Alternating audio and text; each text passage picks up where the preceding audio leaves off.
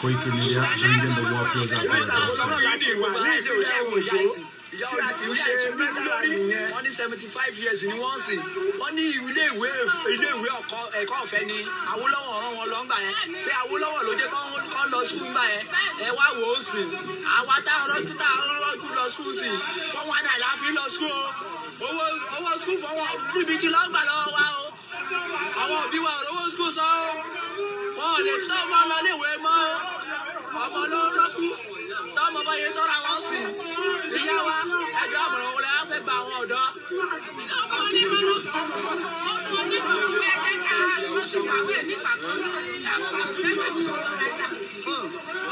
a jẹ́ pé ìyá ẹ̀kọ́ ti ń gbọ́ nípa Yorùbá nation tipẹ́tipẹ́.